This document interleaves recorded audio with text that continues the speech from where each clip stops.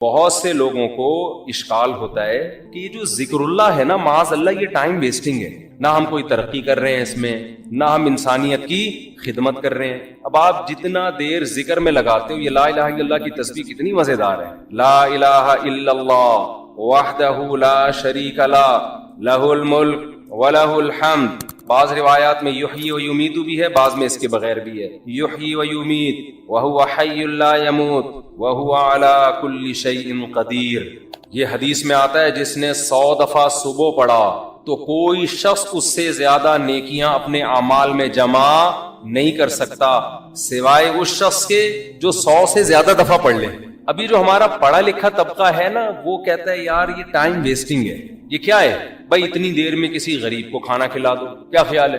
آپ نے دیکھا ہوگا نا، کچھ لوگ مسجد میں بیٹھے ہوتے ہیں، لا الہ الا اللہ لا الہ الا اللہ ذکر کر رہے ہوتے ہیں۔ یہ جو ہمارا لبرل طبقہ ان کو بے وقوف سمجھتا ہے کہ یار اتنی دیر میں بزنس کر لیتے، اتنی دیر میں کچھ اور کر لیتے، کسی غریب کو کھانا کھلا دیتے، یہ کر لیتے وہ کر لیتے۔ اس کی اپنی فضیلت ہے، اس کی فضیلت کا انکار نہیں ہے، اس کی اپنی فضیلت ہے۔ وَيُطْعِمُونَ الطَّعَامَ عَلَى حُبِّهِ، ہمارے نیک بندے ہماری محبت میں غریبوں کو کھانا کھلاتے ہیں۔ کھانا کھلانا اپنی جگہ، لیکن ذکر کی فضیلت اپنی جگہ۔ ذکر کی اتنی فضیلت ہے کہ رسول اللہ صلی اللہ علیہ وسلم نے ایک حدیث میں فرمایا کہ صحابہ نے پوچھا یا رسول اللہ سب سے افضل عمل کون سا ہے؟ آپ صلی اللہ علیہ وسلم نے فرمایا اللہ کا ذکر کرنا، یہ جو تسبیحات ہیں۔ صحابہ نے عرض کیا یا رسول اللہ کیا جہاد سے بھی افضل ہے؟ یعنی ہم تو فرسٹ ٹائم سن رہے ہیں، ورنہ ہمیشہ ہم نے سنا سب سے افضل عمل کون سا ہے؟ جہاد ہے۔ آج ہم فرسٹ ٹائم سن رہے ہیں کہ سب سے افضل عمل کون سا ہے؟ ذکر اللہ۔ آپ نے فرمایا جہاد سے بھی افضل ہے، یہاں تک کہ تم اللہ کے راستے میں گھوڑا لے کے نکلو اور تمہارے گھوڑے کی ٹانگیں کاٹ دی جائیں، اس سے بھی زیادہ افضل ہے کہ اللہ کا ذکر کرو۔ اب علماء نے تطبیق دی ہے کہ بھئی زیادہ تر حدیثوں میں تو ہے کہ جہاد افضل ہے، لیکن اس حدیث میں کیا آ رہا ہے؟ ذکر افضل۔ تو تطبیق یہ ہے کہ ثواب کے اعتبار سے تو جہاد ہی افضل ہے، ظاہر اس میں قربانی زیادہ ہے، لیکن ذکر کو افضل اس لیے قرار دیا گیا کہ جہاد کا مقصد بھی کیا ہے؟ لوگوں کو اللہ کی یاد اور اللہ کی عبادت پر لانا۔ تو مقصد کے اعتبار سے کیا چیز افضل ہے؟ ذکر، کیونکہ جہاد مقصود نہیں ہے، ذریعہ مقصود ہے، جہاد مقصود نہیں۔ کیونکہ فقہا لکھتے ہیں کہ جہاد میں کوئی بھی کام ایسا نہیں ہوتا جو اللہ کی پسند کا ہو، کیونکہ خون خرابہ ہے، اور خون خرابہ قرآن کیا کہتا ہے؟ اللہ کو پسند نہیں ہے۔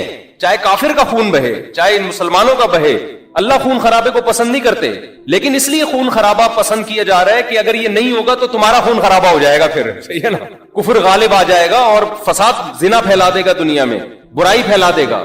اس کی مثال ایسے، آپ کی باڈی میں کوئی کانٹ چھانٹ کرے اچھا کام ہے، لیکن جب پھوڑا نکل آتا ہے تو وہ پھیل نہ جائے، کینسر نہ بن جائے، تو بالآخر اس کو آپریٹ کر کے نکالنا پڑتا ہے۔ گردہ نکال دیتے ہیں ڈاکٹر۔ اب کسی کا گردہ نکال دینا، اس کی کمر کا آپریشن کر کے، یہ کوئی بذات خود اچھا کام ہے؟ برا کام ہے، لیکن بھائی وہ مجبوراً اس لیے کرنا پڑ رہا ہے کہ یہ گردے میں کینسر کی رسولی بن گئی ہے، یہ نہیں کاٹا تو دوسرا بھی خراب ہو جائے گا۔ تو جہاد کا تمام فقہا بیان کرتے ہیں بذات خود یہ فساد ہے، زمین میں ایک فساد ہے، لیکن اس کو پسند اس لیے کیا گیا ہے کہ یہ نہیں ہوگا تو اس سے بڑا فساد ہوگا، ورنہ اللہ زمین میں فساد کو پسند نہیں کرتے، خون خرابے کو پسند نہیں کرتے، چاہے وہ کافر ہی کا خون خرابہ ہو۔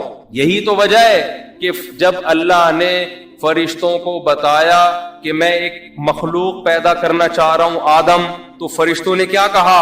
یسفک الدماء، یہ زمین میں خون بہائے گا۔ فرشتے جانتے تھے کہ خون بہانا اللہ کو پسند نہیں ہے، ورنہ فرشتے یہ اعتراض تھوڑی کرتے، بلکہ فرشتے یہ بتاتے کہ اللہ یہ جہاد کرے گا، خون بہائے گا، 2 اور ایسے آدم ہونے چاہیے۔ کیا خیال ہے؟ فرشتوں نے کہا وَيَسْفِكُ الدِّمَاء، یہ بم بنائے گا، ایک دوسرے کو مارے گا، میزائل بنا کے مارے گا، ابھی نندن کو چائے پلا کے واپس بھیجے گا، یہ بڑی تباہیاں پھیلائے گا دنیا میں۔ تو اللہ میاں نے اس کا فرشتوں کا جواب نہیں دیا کہ اچھا ہے نا خون بہائے گا تو صحیح ہے نا، نہ یہ نہیں کہا۔ اللہ نے کہا اعلم ما لا تعلمون، ٹھیک ہے تم نے اس کی ایک بیڈ کوالٹی بیان کی ہے کہ خون بہائے گا، لیکن اس کی کچھ اچھی گڈ کوالٹیز بھی ہیں، وہ تم نہیں جانتے۔ تو اس سے صاف پتہ چلتا ہے اللہ زمین میں خون خرابے کو پسند نہیں کرتے، مجبوری ہے۔ تو اس لیے نبی نے ذکر کو افضل قرار دیا کہ جہاد سے مقصد کیا ہے؟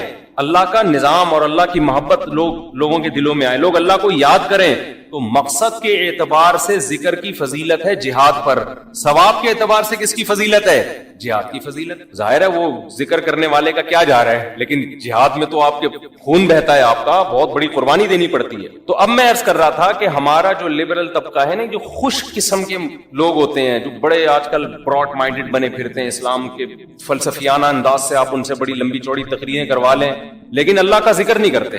اور نہ کرنا تو چلو اتنا بڑا جرم نہیں ہے, جو ذکر کر رہا اس کو کیا سمجھتے ہیں؟ بے وقوف. کیا بھائی یہ فلاں بزرگ سے بیعت ہے اور ان کی وہاں بیٹھا ہوتا ہے مسجد میں, صبح صبح انہوں نے بولا یہ اللہ اللہ کیا کرو تو بیٹھ کے اللہ اللہ کر رہا ہوتا ہے, یا کسی حدیث میں پڑھ لیا یہ ذکر کرنا.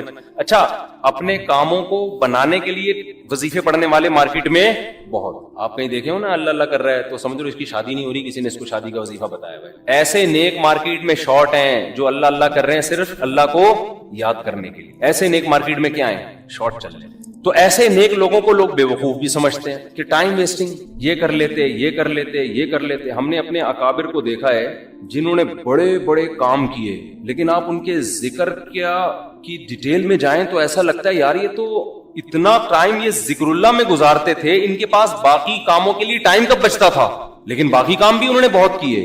تو یہ جو لبرل طبقہ ہے نا ہمارا, ان کو یہ صوفی ٹائپ کے لوگ جو اللہ اللہ کر رہے ہیں تسبیح پکڑ کے یا ویسے ہی, ان کو یہ برے لگتے ہیں کہ ٹائم ویسٹ کر رہے ہیں. لیکن بات یہ ہے کہ جب انسان کو کسی سے محبت ہوتی ہے تو محبوب کی یاد میں ٹائم ویسٹ کرنا یہ اس کو ویسٹ ٹائم کی ویسٹنگ لگتا نہیں ہے.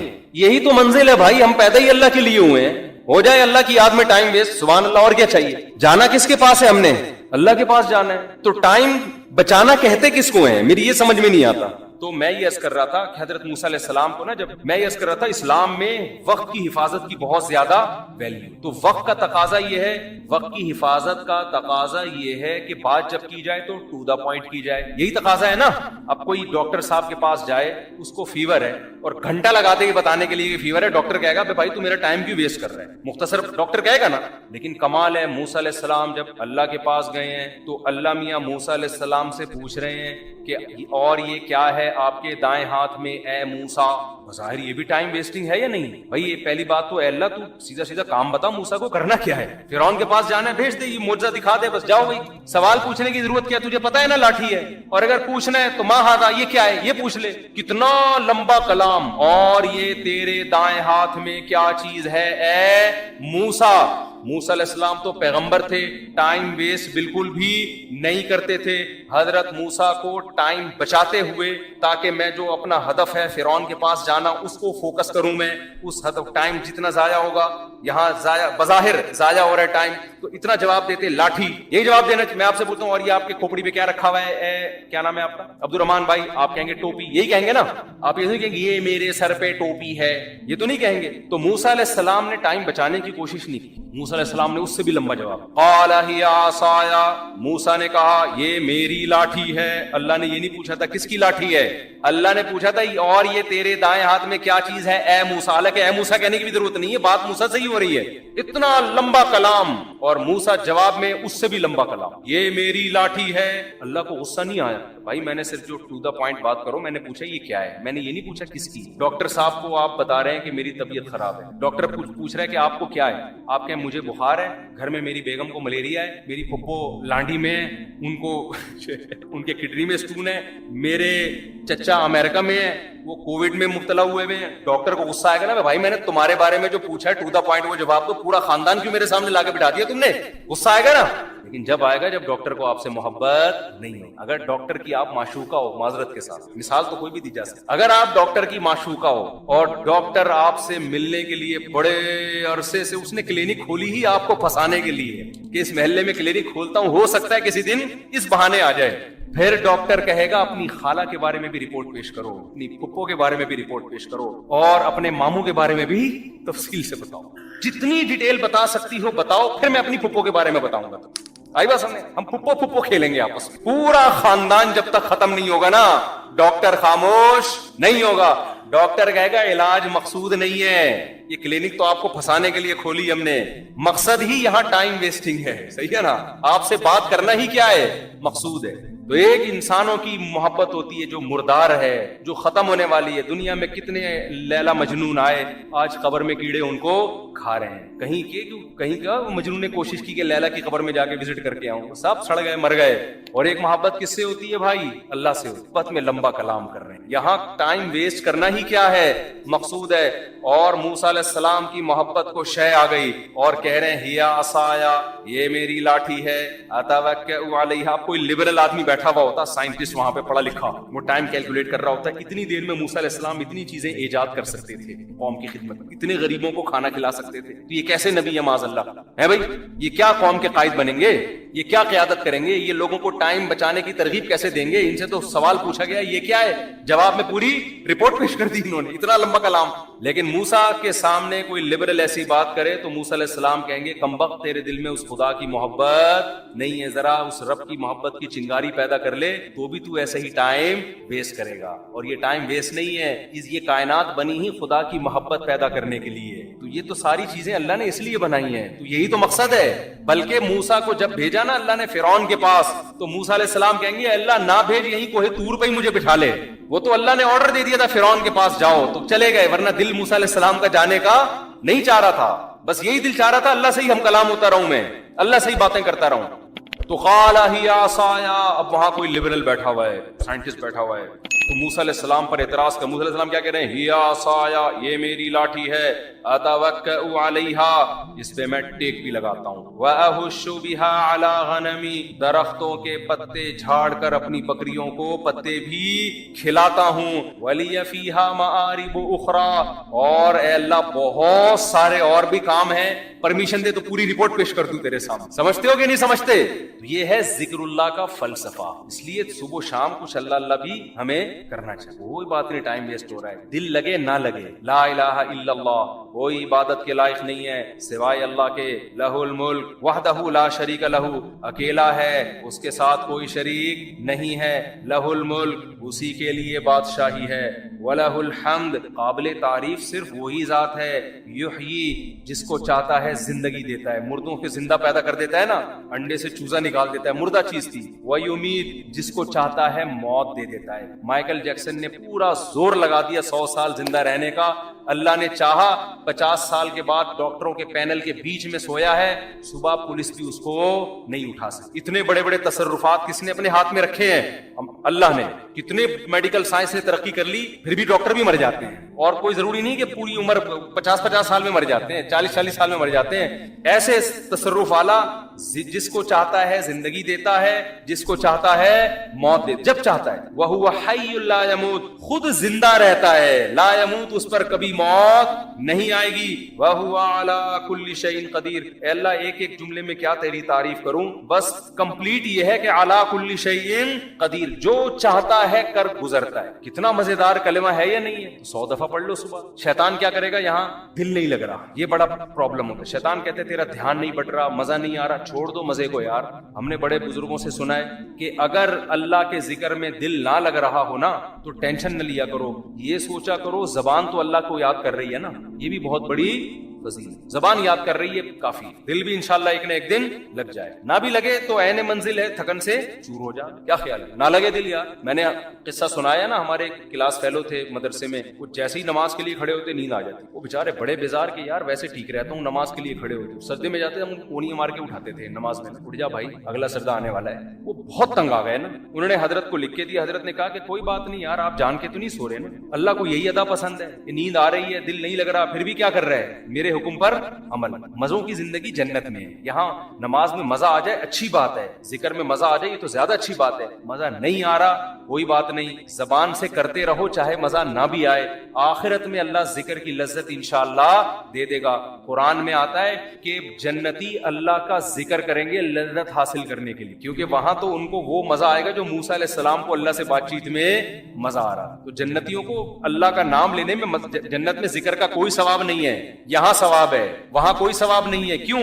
وہاں جنتیوں کو مزہ اس کام میں آ رہا ہوگا اللہ کو یاد کرنے میں, اللہ کی حمد و ثنا کرنے میں. تو اس لیے ذکر میں مزہ آئے نہ آئے کر لیا کرو, ہمت کر کے عادت ڈالو اس کی. آپ کو اسلام کے علاوہ جتنے مذاہب نظر آئیں گے ان میں کیا ہے، یہ وظیفوں کا بھی تو یہی تصور ہے نا، یہ والا وظیفہ پڑھ لو تو یہ والا کام ہو جائے گا، یہ والا پڑھ لو. جو مسجد میں بہت نیک نظر آئے نا، اللہ اللہ کر رہا ہے، 100% تو نہیں لیکن غالب گمان ہے کہ اس کی کہیں شادی اٹکی ہوئی ہے، کسی پیر نے اس کو وظیفہ بتایا ہوا ہے. ورنہ اتنے نیک لوگ مارکیٹ میں کہاں نظر آتے ہیں جو اللہ کو خوش کرنے کے لیے اللہ اللہ کر رہے ہیں. اور جو دل کو سکون ملتا ہے نا ذکر کرنے سے، وہ وہی ذکر ہے جس میں صرف اللہ مقصد ہو. ہمارے حضرت مفتی رشید احمد صاحب رحمہ اللہ تعالی جب اللہ کا ذکر کرتے ایسی کیفیت طاری ہو جاتی. اور یہ شعر پڑھا کرتے تھے، دم رکا سمجھو اگر دم بھر بھی یہ ساغر رکا، میرا دور زندگی ہے یہ جو دور جام ہے. اردو میں ہے نا، یہ خاندانی اردو کا بھی بیڑا غرق ہو رہا ہے یار. خیر یہ انگلش میں نہیں ہو سکتا یہ شعر، ایسے استعارے اور ایسے کنائے آپ کو اردو میں ہی ملیں گے. پہلے اس کا پس منظر سمجھانا پڑے گا. دم رکا سمجھو اگر دم بھر بھی یہ ساغر رکا. شرابی جب شراب خانے میں جاتا ہے تو شراب کا دور چل رہا ہوتا ہے نا، مست ہو کے پی رہے ہوتے ہیں. کہہ رہے ہیں کہ یہ جو دور چل رہا ہے نا شراب کا، شرابی کہہ رہا ہے اگر یہ رک گیا تو میرا دم بھی دم بھر کے لیے بھی یہ اگر رک گیا، یعنی دم بھر کا مطلب چند سیکنڈ کے لیے بھی اگر یہ رک گیا تو میرا دم نکل جائے. کیونکہ شرابیوں کو شراب سے عشق جیسی محبت ہوتی ہے، تو بعض دفعہ اہل اللہ وہاں سے محبت ادھار لے کے، کیونکہ وہ سمجھ میں آ رہی ہوتی ہے نا لوگوں کی، تو وہ پھر اللہ کی محبت پہ فٹ کرتے ہیں، کیونکہ لوگوں کی سمجھ میں وہی چیز آتی ہے جس سے وہ مانوس ہوں. میرا دور زندگی ہے یہ جو دور جام ہے. یہ جو جام کا دور چل رہا ہے نا، یہ اصل میں میرے زندگی کا دور ہے، یعنی میرے خون کا دور ہے.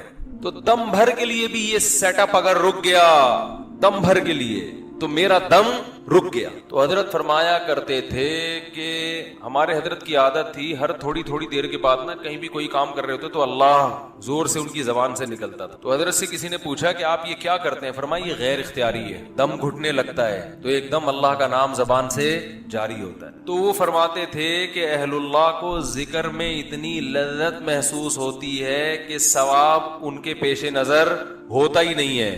شرابی جو شراب پیتا ہے ثواب کے لیے پیتا ہے، اسے تو گناہ مل رہا ہوتا ہے، لیکن آپ اس سے چھڑواؤ، کہنا نہیں چھوڑوں گا، کہے گا بھائی ہم ایک سیکنڈ کے لیے نہیں چھوڑ سکتے. کہے گا نا ہیروئن چی سے کہیں کہ بھائی تو ہیروئن چھوڑ دے، اس میں کوئی ثواب نہیں ہے، تو وہ کہے گا کس نے کہا ثواب ہے، میں کوئی ثواب سمجھ کے تھوڑی پی رہا ہوں. ارے پھر کیوں پی رہا ہے؟ کہے گا بھائی تو بھی ایک سٹا لگا کے دیکھ، مزہ نہ آئے پیسے واپس.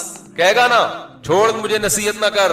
کف الملام یا لائمی کف الملام عن الذی اغناہ طول سقامہ و شقائہ. متنبی سے بادشاہ نے ایک شاعری کا مطالبہ کیا نا، تو متنبی نے اشعار پڑھنا شروع کیے. اب مجھے ڈر یہ لگتا ہے کہ ہر آدمی کی اپنی کوئی سیٹنگ چل رہی ہوتی ہے، اس پہ نہ فٹ کرنا شروع کر دے، اور بجائے وہ دنیا مردار کی محبت کم ہونے کے بڑھ نہ جائے، تو اس کو اچھے رخ پہ ہی لے کے جائیں. تو شاعر نے کہا کہ جس کو بھی عشق ہو جاتا ہے نا تو لوگ اس کو ملامت کرتے ہیں، ایسا ہی ہے نا، ابے کیا تو دل دے بیٹھا ہے، ابے انسان کا بچہ بن، کہتے ہیں نا لوگ اس کو. اور خاص طور پر عورتوں کی ملامت زیادہ خطرناک ہوتی ہے مرد کے لیے. مرد کو کسی سے عشق ہو جائے تو عورتیں ملامت کرتی ہیں تو وہ اور زیادہ پھر تیش میں آتا ہے، عورتیں آر دلاتی ہیں. تو شاعر جو ہے نا عاشق بن کے ان عورتوں کو جواب دے رہا ہے، یا لائمی ہے مجھے ملامت کرنے والوں، کف الملام عن الذی، اس شخص سے ملامت کو روک لو، اغناہ طول سقامہ و شقائہ، جس کو اس کی بیماری اور بدبختی کا مطلب اس محبت میں کامیاب نہیں ہو رہا، اس نے پہلے ہی کمزور اور لاغر کر دیا ہے، تم ملامت کر کر کے اور اس کو آدھا کر رہے ہو، کچھ ترس کھاؤ اس کے اوپر، یہ ٹائم ملامت کرنے کا نہیں ہے. اور پھر آگے کا شعر بڑا خاندانی کہا اس نے، جو اصل شعر ہے جو میں بتانا چاہتا ہوں. عدل العوادل حول قلب الطائہ وهو الاحبۃ منه في سودائہ، یشکو الملام الى اللوائم حرہ ویصد حین یلمن عن برحائہ. پھر کہتے ہیں دیکھو تمہاری جو ملامت ہے نا وہ مس کال کی طرح ہے. مس کال کا لفظ تو اس نے استعمال نہیں کیا، میں استعمال کر رہا ہوں. اور وہ ہوائی فائرنگ ہے، یہ ملامت کے نکلے ہوئے تیر نشانے پہ لگ نہیں رہے ہیں، کوئی فائدہ نہیں ہے. اس لیے کہ ملامت کرنے والیوں کی جو ملامت ہے میرے پریشان دل کے ارد گرد گھوم رہی ہے، اور محبوب کی جو محبت ہے وہ دل کے اندر سیاہ نقطہ ہے اس کے اندر ہے. تو دونوں کا یعنی وہ جو ملامت کے تیر ہیں وہ تو دل کے ارد گرد چکر لگا رہے ہیں، اور محبوب دل کے ارد گرد نہیں ہے، وہ دل کے اندر ہے. سوال پیدا ہوتا ہے کہ وہ دل کے ارد گرد تیر چکر کیوں لگا رہے ہیں بھائی؟ ملامت کرنے والوں نے جو ملامت کا تیر پھینکا ہے وہ تو آپ کے دل کے اندر پھینکا ہے نا، تو دائیں بائیں نکل کیوں رہا ہے؟ وہ سوال ہوتا ہے کہ نہیں ہوتا؟ مزہ نہیں آ رہا، میرا خیال مزہ نہیں آ رہا مجھے لگ رہا ہے آپ لوگ. بھائی سوال یہ پیدا ہوتا ہے کہ وہ جو ملامت کر رہی ہیں تو ملامت تو دل میں جا کے گھسنی چاہیے اور محبوب کی محبت کو کک آؤٹ کر کے باہر نکال دینا چاہیے. وہ تیر لگ کیوں نہیں رہا بھائی؟ وہ تو نشانے پر لے رہی ہیں وہ ملامت کرنے والی، جو تمہارے دل پہ جا کے اس کا ملامت دل پہ اثر کرنی چاہیے، وہ دائیں بائیں گھوم کے نکل کیوں رہی ہے؟ تو متنبی اگلے شعر میں اس کا جواب دے رہا ہے. یشکو الملام الی اللوائم حرہ، کہہ رہے محبوب کی محبت کی جو گرمی ہے نا، وہ گرمی اتنی شدید ہے کہ جب ملامت کے تیر قریب آتے ہیں تو یو ٹرن لے کے واپس ہو جاتے، اور ملامت کرنے والوں کو خبر دیتے ہیں، شکایت کرتے ہیں بھائی بہت گرم ہے، ٹھیک ہے نا، ہمیں جلانے کے لیے جلنے کے لیے مت بھیجو. وہ جا کے اور الٹا انہی کو ملامت کر رہے ہوتے ہیں، انہی پہ جا کے لگ رہے ہوتے ہیں. تو یہ تو دنیا مردار کے عاشقوں کا حال ہوتا ہے.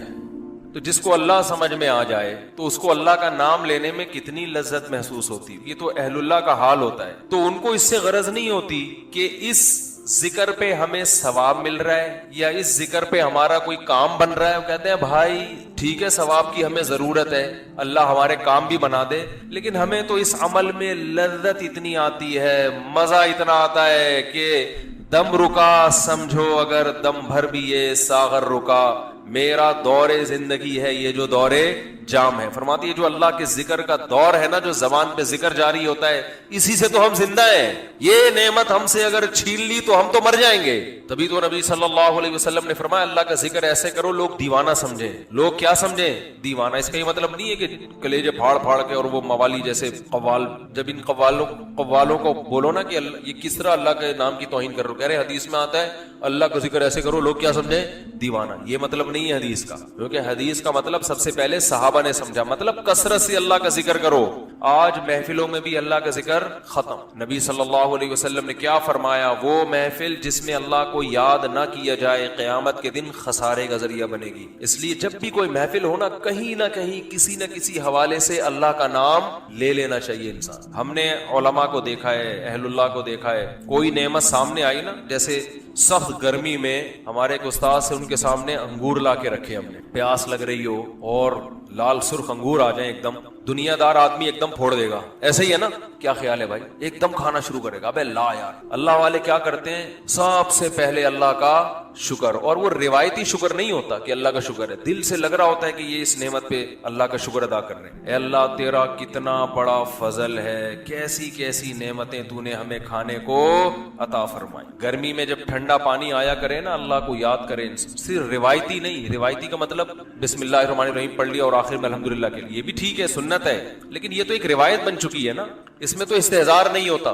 اس کے علاوہ بھی زبان سے کہے انسان یار اللہ کی کتنی بڑی نعمت ہے، شدید پیاس میں اس نے ہمیں پانی پلایا. اپنے پیارے بچوں کو جب دیکھا کریں نا کیسے پیارے لگتے ہیں، اگر اپنے ہوں. پڑوسیوں کے بچے نہیں اچھے لگتے انسان، وہ ٹینشن نہ بھائی لے کے جائے یار ان کو. تو جب پیار آتا ہے تو فوراً کس کی طرف نسبت؟ اللہ کی نعمتیں. بھائی یہب لمن یشاء اناسا، جس کو چاہتا ہے بیٹیاں گفٹ میں دیتا ہے. یہ مجھے گفٹ میں ملی ہے پیاری پیاری بچیاں. وَيَهَبُ لِمَن يَشَاءُ الذُّكُورَ، جس کو چاہتا ہے بیٹے گفٹ میں دے دیتا ہے. بڑے ہو کر تو پتہ نہیں اچھے لگے نہ لگے، بچے تو اچھے ہی لگتے ہیں نا. تو جب اپنے بچوں کو پیار کیا کرو، کس کا شکر ادا کرو؟ اے اللہ تیری نعمت، کیسے پیارے لگتے ہیں بھائی. ہمارا تو کلو کلو خون بڑھتا ہے بچوں کو دیکھ کے. صرف ایک فیملی پلاننگ والے ہیں جن کو بچے کو دیکھ کے خون جلتا ہے ان کا کہ کیوں ہو گئے، کیا خیال ہے یہ کیوں ہو گئے. اور مجھے دیکھ کے تو اتنا خون جلتا ہے کہ ایک تو میں ہوں بھی چوتھے نمبر پہ. فیملی پلاننگ والے تو کہتے ہیں 2 کے بعد نہیں ہونے چاہیے نا، تو میں کون سے نمبر پہ ہوں؟ چوتھے نمبر پہ اپنے بہن بھائیوں میں. تو ایک تو اس لیے خون جلے گا، یہ تو اس کا تو پیدا ہونا ہی غلط تھا. کیا خیال ہے؟ اصول کے مطابق تو اس کو پیدا ہونا ہی نہیں چاہیے تھا. اس نے تو پیدا ہو کے غربت میں اضافہ کر دیا، کیونکہ 2 کے بعد جتنے ہوں گے غربت میں اضافہ کریں گے نا. اس لیے بھی جلتے ہیں. دوسرا اس لیے بھی جلتے ہیں کہ اس کے اپنے بہت سارے ہیں، اور اس لیے بھی جلتے ہیں کہ یہ بہت سارے بچے پیدا کرنے کی ترغیب بھی دیتا ہے. کیا خیال ہے؟ لیکن فیملی پلاننگ والوں کی جو ملامت ہے وہ میرے دل کے ارد گرد گھومتی ہے، اور میرے دل میں جو بچوں سے محبت ہے اس محبت کی گرمی ان کی ملامت کے تیروں کو میرے دل کے اندر پہنچنے نہیں دے. وہ جاتی ہے فیملی پلاننگ والوں کو جا کے الٹا جا کے لگتی ہے. سمجھتے ہو؟ میں ان سے کہتا ہوں کہ تم بھی اپنے بچے پیدا کرو تو زندگی سکون میں آئے گی تمہاری. اللہ پہ توکل کرنا سیکھو، اللہ کے بندو اعتماد کرنا سیکھو. خدا کی قسم دولت میں مزہ نہیں ہے، ایک دھیلا جیب میں نہ ہو لیکن نظر کس پر ہو؟ اللہ پر ہو.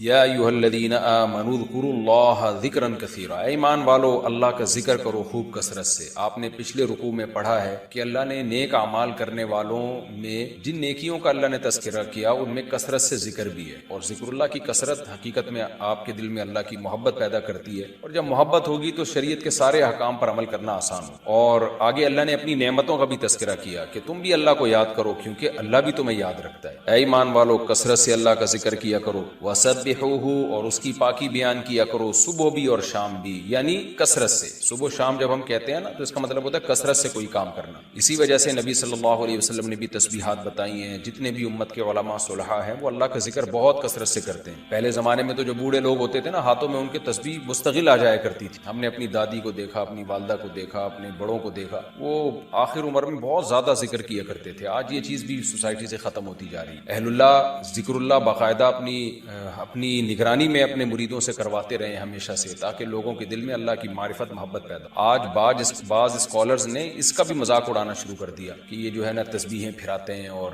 جو ہے لوگوں کو ان چیزوں میں لگایا ہوا، اس طرح کی بات۔ تو اللہ کا کثرت سے ذکر کرنا یہ شریعت کے احکام میں سے ایک بہت اہم حکم ہے۔ نبی صلی اللہ علیہ وسلم نے فرمایا جو سبحان اللہ والحمد للہ ولا الہ الا اللہ واللہ اکبر صبح 100 دفعہ پڑھ لے تو یہ کلمہ اللہ کو جتنی مخلوق سورج جن چیزوں پہ طلوع ہوتا ہے نا ان سب سے زیادہ اللہ کو یہ کلمہ محبوب، اس لیے صبح شام ذکر اللہ کا معمول بنانا چاہیے۔ اللہ فرماتے ہیں دیکھو اللہ بھی تمہارا تذکرہ کرتا ہے اور اللہ بھی تم پہ رحم کرتا ہے۔ هو الذی یصلی علیکم، اللہ وہ ذات ہے جو تم پر رحم کرتا ہے، وملائکتہ، اور اس کے فرشتے بھی رحمت کی دعائیں کرتے ہیں تمہارے لیے، لیخرجکم من الظلمات الی النور، تاکہ تمہیں گمراہی کے اندھیروں سے روشنی کی طرف لے کر آئے۔ سورہ آل عمران میں ہے نا اللہ ولی الذین آمنوا یخرجہم من الظلمات الی النور، اللہ ایمان والوں کا ولی ہے جو گمراہی کے اندھیروں سے روشنی کی طرف لاتا ہے۔ تو یہ اللہ کی رحمت ہی تو ہے کہ اس نے پیغمبر کو بھیجا اور تمہیں قرآن کے ذریعے وہ بتاتا ہے کہ صحیح کیا ہے غلط کیا ہے۔ تو اللہ تم پہ رحم بھی کرتا ہے اور فرشتوں کو بھی اللہ نے اس کام پہ لگا دیا کہ تمہارے لیے رحم کی دعائیں کریں،